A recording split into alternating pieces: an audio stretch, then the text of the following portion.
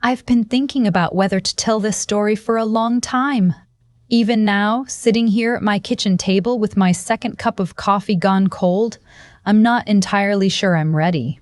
But something happened 8 months ago that I haven't been able to stop turning over in my mind, and I think maybe the only way to get through it is to finally say it out loud. My name is Margaret. I'm 64 years old.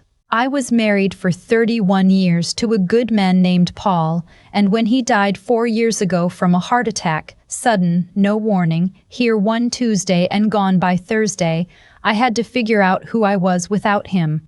That's harder than it sounds, especially when you've spent 3 decades being someone's wife, someone's mother, and then one morning you're just yourself, alone in a house that still smells like him for weeks after. My son, Elliot, is 36. He's a good man. He is. I want to say that now before anything else because what I'm about to tell you is complicated, and I don't want you to walk away thinking my son is a villain in this story. He isn't. He was just not paying attention. And sometimes that's almost worse. Elliot met his wife, Priya, about 5 years ago at a conference in Chicago. She's sharp, genuinely sharp, the kind of person who can read a room in 30 seconds and know exactly who matters and who doesn't. She works in finance, does something with international accounts that I've never fully understood, despite Elliot explaining it to me twice. She's beautiful and put together, and she always sends a very nice floral arrangement on my birthday. She has never once called me Mom. I noticed that early on, but I told myself it didn't matter. Some people aren't like that. Some people need more time. I was careful not to push. I made dinners when they visited and didn't rearrange her kitchen when I came to theirs, and I bit my tongue when she referred to Paul's recliner, the one I'd kept in the corner of their guest room, as that old chair. I bit it hard, and I smiled, and I said nothing. What I also never mentioned to either of them was that I speak Japanese. I know. It sounds strange. Let me explain. I grew up in Portland, Oregon, and our next-door neighbors for most of my childhood were the Tanaka family. Their grandmother, Keiko, lived with them, a tiny woman with silver hair and the most precise, deliberate hands I have ever seen. She didn't speak much English and I didn't speak any Japanese, but children find a way. By the time I was 12, I was sitting in her kitchen every afternoon after school, learning to fold things and listening to her talk. By the time I was 16, I understood most of what she said. By the time I left for college, I was conversational. I kept it up over the years, not for any professional reason. I was an elementary school librarian for 26 years. Japanese wasn't exactly a career asset, but because it was mine. It was something I had learned out of love from someone I loved, and I kept it the way you keep a photograph. I took classes twice when the kids were young. I read novels. I watched films. Paul used to joke that I was just looking for an excuse to travel to Kyoto, which was true, and we went once, for our 25th anniversary, and I cried at the temples. The good kind of crying. Elliot knew I'd studied Japanese at some point. I don't think he remembered the details. Priya didn't know at all. Priya's family is from Gujarat originally, but she went to school in Tokyo for 2 years during her MBA. Her Japanese is excellent. I know this because I could hear it. The rhythm of it, the formality she shifted into when she used it. Every time she was on the phone with certain clients, I'd be in the next room or passing through the hallway and I'd catch a phrase here, a sentence there. I never said anything. I don't know exactly why. Maybe I was waiting for the right moment. Maybe I just liked knowing something she didn't know I knew. Last March, Elliot called to tell me that his firm was hosting a dinner for a delegation visiting from Osaka. Corporate clients, long relationship, important evening. He was nervous about it. He said Priya would be there to help manage the cultural side of things since she'd lived in Japan, and then, almost as an afterthought, he said, "Mom, I thought you might want to come. It would be nice to have you there." I was surprised. Priya usually managed their social obligations tightly. I wasn't often included in work-adjacent events. But I said yes, of course. I said yes, and I went to get my navy dress from the back of the closet, and I felt genuinely happy. Wanted. It's a small thing, feeling wanted. But when you're 64 and living alone in a house that's too quiet, it isn't small at all. The dinner was at a restaurant downtown. Private room, long table, good linen. There were 6 people from Osaka, a senior executive named Mr. Deck, Inoue, and several colleagues, and on our side there was Elliot, Priya, 2 of Elliot's partners, and me. I was introduced as Elliot's mother. I smiled and nodded and let Priya manage the early conversation, which she did smoothly, speaking Japanese with the guests and then translating for Elliot and the others. I was careful to keep my face neutral. Interested, but not too interested. Slightly outside it all, the way you'd expect a retired librarian in her 60s to be at a business dinner she didn't fully belong to. Mr. Inoue was gracious. He asked Priya about her time in Tokyo, and she told him Shinjuku. She'd lived in Shinjuku, very lively. And then he looked at me and asked, very politely, in Japanese, whether I had ever visited Japan. I looked at Priya, waiting for her to translate. She didn't translate it exactly. What she said to me in English was, "He's just asking about travel. He's being polite." She said it with a small, contained smile, and then turned back to Mr. Inoue and said something in Japanese that I understood completely. She told him I probably wouldn't understand the question anyway. I kept my face very still. I reached for my water glass. I took a slow sip. I didn't understand it fully yet. What I was feeling. It wasn't anger, not exactly. It was something quieter and colder. Something that happens when a thing you've been quietly half-suspecting for years suddenly comes into focus. The dinner continued. The food was beautiful. I made small talk with one of the partners, a kind man named Raymond who wanted to tell me about his daughter's soccer league. I listened and asked questions and laughed in the right places, but part of me was listening to the other end of the table. About 40 minutes in, there was a natural lull. Mr. Inoue had stepped away briefly, and Priya was talking quietly to one of the junior members of the Osaka team, a young woman, maybe late 20s, who seemed somewhat overwhelmed by the evening. Priya was being kind to her, actually, explaining something, gently, and then the young woman asked about me. I saw her glance my way, curious, and Priya said, still in Japanese, still in that easy, unself-conscious tone, that I was sweet but a little out of my depth, that Elliot had invited me as a kindness, that sometimes you had to include the older family members to keep the peace, that I was a bit lost without my husband. A bit lost without my husband. I set down my fork. I'd spent 4 years building a life that was mine. I had learned, after Paul died, to fix the thing under the sink myself, and to drive alone to the coast and to sit in a restaurant by myself, without feeling pathetic. I had held my granddaughter in the hospital the morning she was born, 3 months before this dinner, and I had felt something so enormous it didn't have a name. I was not lost. I had never been lost. I had been grieving, which is entirely different. Raymond said something to me. I turned back to him. I smiled. I said, "Sorry, I was just admiring the room." He nodded and kept talking. Mr. Inoue returned. The dinner resumed. And then something happened that I had not planned, and I am still not entirely sure I would have done differently. Mr. Inoue, settling back into his chair, caught my eye across the table and smiled. He said something in Japanese that was meant just conversationally, not directed at Priya, directed at me.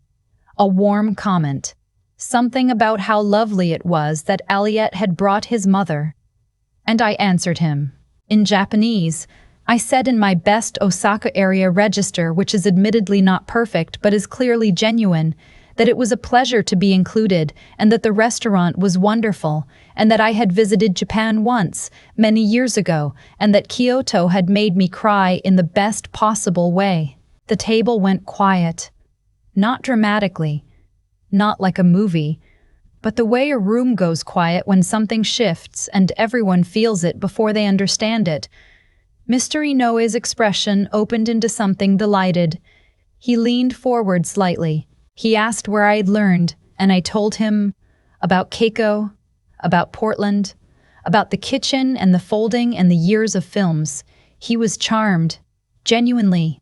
He asked about the specific neighborhood we had stayed in Kyoto, and I told him, and he lit up because his wife was from a family near there, and we talked, actually talked, for several minutes, while the rest of the table listened.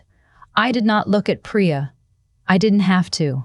After a while, I glanced toward Elliot. His expression was hard to read.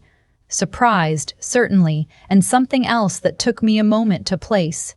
Something like seeing a person clearly for the first time in a long time. Eventually, Mr. Inoue turned to Priya and said with great warmth that she was very lucky to have such a remarkable woman for a mother-in-law. Priya said thank you. Her voice was steady. I'll give her that. We got through the rest of the dinner. The contract talk went well. Elliot told me later it was one of the better evenings they'd had with this particular group. Handshakes, jackets retrieved, the particular relief of a work event concluding gracefully. In the parking lot, Elliot hugged me and said, "Mom, you've been holding out on me." I laughed and said it never came up. He drove me to my car. Priya sat in the front seat. She didn't say anything for most of the walk out, and then, just before I got into my own car, she turned to me and said, "Margaret, how long have you spoken Japanese?" "A long time," I said. She looked at me for a moment. I couldn't entirely read what was happening on her face. Then she said quietly, "I see." That was it. I drove home. I made tea. I sat in my kitchen, this same table, and I let myself feel all of it. The vindication, yes, but also the sadness, because I hadn't wanted any of this. I hadn't wanted to be the woman who needed vindicating. I had wanted, 5 years ago when Elliot first brought Priya home, to be welcomed. I had wanted something small and ordinary. I had wanted to be seen. The weeks after were uncomfortable, the way things are when the air has been let out of a pretense. Priya was cooler toward me for a while, and then different, more careful, which is not the same as warm but is at least honest. Elliot called more. He asked about Japan, about Keiko, about Portland. He asked questions I hadn't been asked in years. About 2 months after the dinner, Priya came by my house on a Saturday, alone, which was unusual. She sat at this table with a cup of tea, and she was quiet for a while. And then she said something I hadn't expected. She said she'd been thinking about what it must have been like for me, losing Paul the way I did, and then watching Elliot build a life that moved forward without her understanding of who I was before. She said she wasn't offering excuses. She said she knew that what she'd said at the dinner was unkind, and that she thought I didn't understand, and that she understood that didn't make it better. Maybe made it worse. I sat with that. It takes me a while to respond to things that matter. Then I said, I think we got off to a start that didn't leave much room for the truth. She nodded. She looked at the table. Then she said, I'd like to try again, if you're open to it. I told her I was, and I meant it. We're not close, not yet. I don't know if we will be. But she called me last month to ask about Keiko. She'd remembered the name I'd mentioned in the story I'd told Mr. Inoue, and she was curious, and we talked for almost an hour. She asked if I would teach her some of the Osaka area phrases I'd learned. I said I would. It's not the relationship I might have wanted at the beginning, but it's real now, and real is something to work with. I think a lot about what I would tell someone who's in the position I was in 3 years ago, or 2 years ago, or even a year ago, sitting at a table that's too quiet, wondering if they've become invisible. I want to say, you haven't. You are carrying things that no one else can see, histories and languages and loves, whole worlds inside you that other people simply haven't thought to ask about yet. You are not a background character in your own family. You are not there because someone felt obligated to include you. And you are absolutely not for a single moment lost without the person you lost. You are changed. You are quieter, maybe, or more deliberate, but you are here, fully, stubbornly, beautifully here. I have a dinner planned with Elliot and Priya next Sunday. Priya is cooking. She asked me last week if there was anything I didn't eat, which is the first time she's ever asked. I told her I don't care for cilantro much, but I can work around it. She laughed. Honestly laughed. I'm going to bring flowers from my garden, the dahlias that came in this month, and I'm going to sit at their table and eat her food and hold my granddaughter. And at some point, if the evening is going well, I might say a few words in Japanese just to make her smile. That's what I have. That's the whole story. I just think sometimes the things we carry quietly are the things that end up mattering most. And sometimes the right moment to let them be seen is the moment no one is expecting. I've thought a lot about what actually happened that evening. Not the dinner, not the moment I answered Mr. Inoue in Japanese, but the longer thing underneath all of it. The years of small silences, the flower arrangements that arrived on time but said nothing, the way Priya would redirect a conversation before I could finish a thought, so smoothly that I'd almost convinced myself I was imagining it. Here's what I've come to believe. People show us who they are in the small moments, not the big ones. Not at weddings or funerals or crisis points, in the Tuesday evenings, in the way someone translates for you or doesn't, in whether they ask what you'd like to eat before they cook. I didn't do anything heroic that night. I answered a question. I spoke a language I had learned as a 12-year-old girl, sitting in a neighbor's kitchen because I loved her and wanted to understand her. That's all. And yet, that was everything. Because what Priya had decided, without ever really looking, was that I was the sum of what she could observe on the surface. A widow. A retiree. Someone Elliot felt obligated to include. She had made a story about me and moved into it comfortably, and I had let her, which is the part I have to sit with too. Because I wasn't without fault in how things were between us. I kept my distance. I bit my tongue so often and so quietly that maybe I had made it easy to overlook me. There's a version of dignity that becomes its own kind of invisibility. I practiced that version for years, and I told myself it was grace, and maybe some of it was, but some of it was also fear. Fear of being the difficult mother-in-law, fear of needing too much, fear of saying, I am here, I am real. I have a whole life inside me that you haven't thought to ask about. What changed things wasn't the Japanese, it was the choice, finally, to be seen. To stop performing smallness for someone else's comfort. And here's what I've noticed since.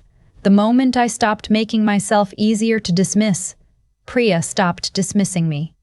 Not because she was shamed into it, but because there was suddenly something true to respond to. Honesty, even when it's uncomfortable, creates an opening that performance never does. She came to my kitchen on that Saturday, not because she had to, but because something real had happened between us, and she didn't want to leave it there. That took her own kind of courage. I want to remember that. Elliot called more, asked questions he'd never thought to ask. That matters too. Sometimes the people who love us simply forget to look closely, and all it takes is one moment of genuine surprise to wake them back up. I am 64 years old. I have lost people I could not imagine surviving without, and I survived. I have built quiet habits that hold me. I have a garden and a granddaughter, and a language I learned from love. None of that appeared in Priya's translation of me that evening. And I think that's the thing I want anyone to hear, whoever is sitting where I've sat. You are not the version of you that someone else decided on when they weren't paying attention. You are the whole thing. And it is never too late, not at 64, not at 74, to let that be known.